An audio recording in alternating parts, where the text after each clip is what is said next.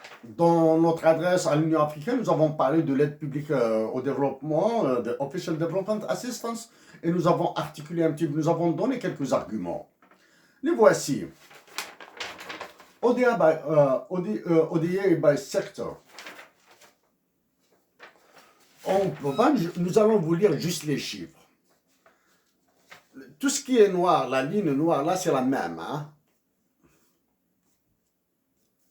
La courbe en noir, c'est la même pour tous les pays. C'est le volume total de l'ODA, de l'aide publique au développement, géré par l'OCDE. C'est la même. C'est la même courbe pour tous les pays. La France, elle a donné 93 millions de dollars US. L'Allemagne a donné plus de 2 milliards de dollars. Pourquoi l'Allemagne a donné plus de 2 milliards de dollars? Parce qu'elle doit se repositionner sur la scène internationale. Elle doit, en un mot, l'écriture de l'article 103 de la Charte des Nations Unies doit être refaite. C'est pour cette raison que la France cabre sur la réforme du Conseil de sécurité de l'ONU, qu'elle veut offrir une place à l'Union européenne, qui n'est pas un État, au Conseil de sécurité de l'ONU.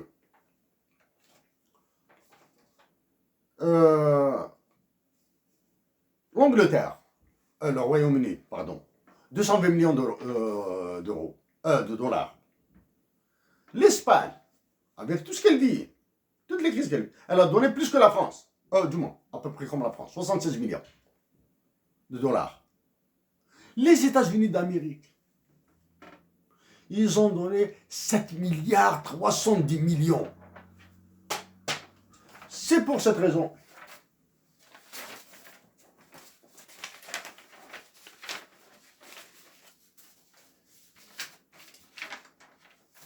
C'est pour cette raison que la France va soutenir les États-Unis d'Amérique, quoi qu'il fasse. C'est pour cette raison que la France va encore mettre la pression sur Alger pour qu'elle ait au moins un peu.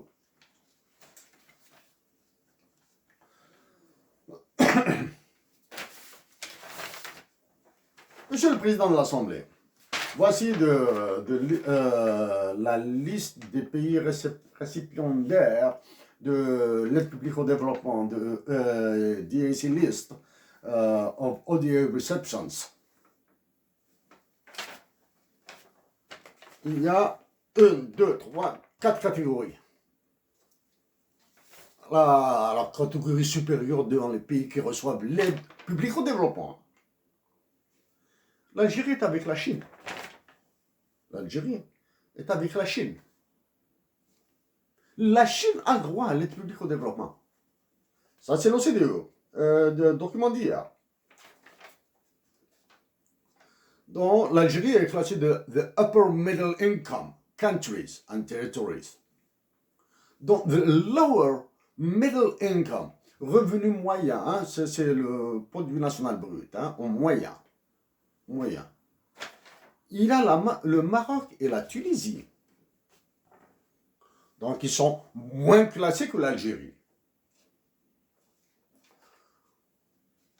Other low income countries, les pays à très bas revenus, du moins très bas revenu national brut. Il y a juste 2 pays. La Corée du Nord et le Zimbabwe. Le Zimbabwe qui est passé sous le contrôle des États-Unis d'Amérique avec le dollar. Mais sauf que le Zimbabwe se retrouve avec 3 monnaies.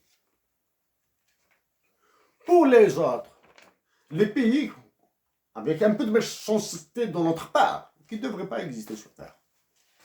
The least developed country, the heavily indebted and poor countries, les pays pauvres très endettés. C'est l'exemple, le Bénin, le Tchad, le Mali, la Mauritanie, le Mozambique et le Niger. Tous ces pays, du moins excepté le Mozambique, tous ces pays sont voisins de l'Algérie. Ils souffrent de la mainmise de l'Europe, de la France sur les ressources naturelles, de la monnaie du CFA, et des guerres que nous avons décrites dans le détail pour l'Union africaine, dans notre message à l'Union africaine. Un dernier élément, Monsieur le Président. de l'Assemblée en vous rappelant que nous serons ravis de nous présenter devant l'Assemblée européenne pour confirmer que l'Algérie viole les droits de l'homme.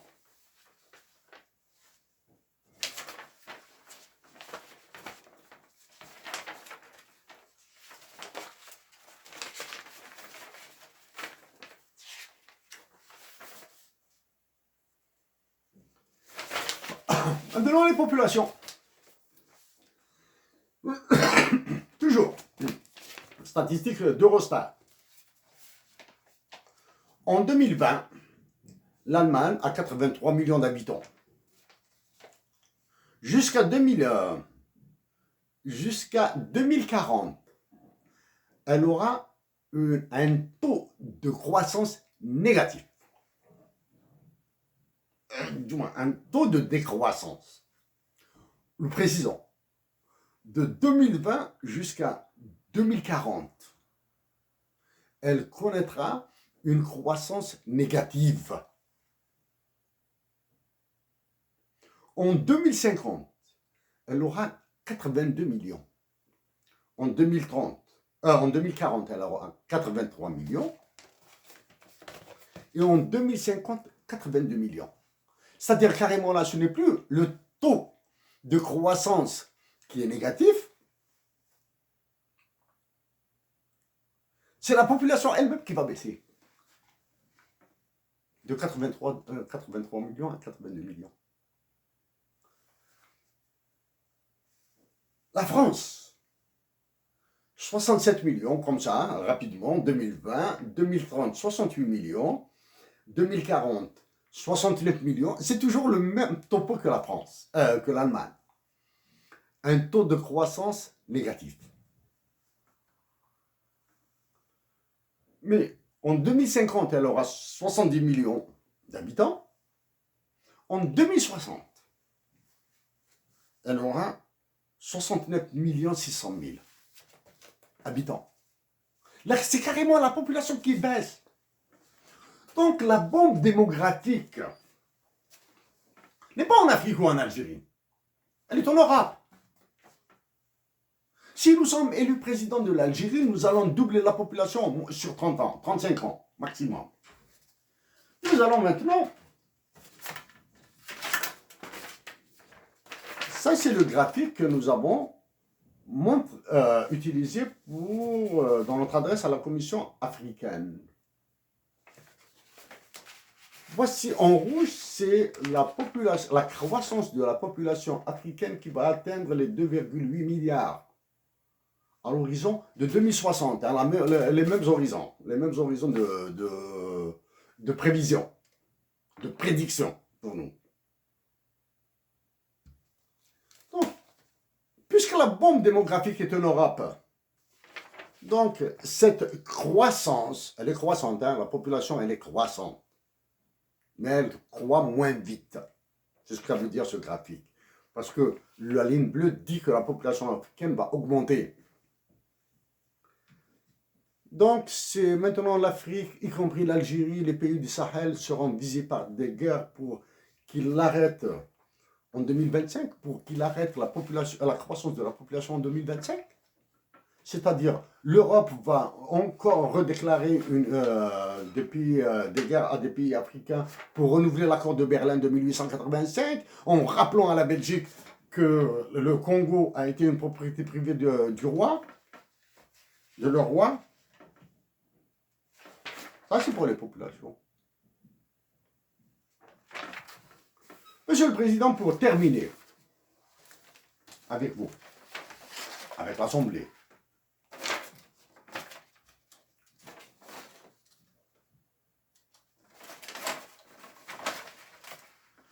pandémie oblige.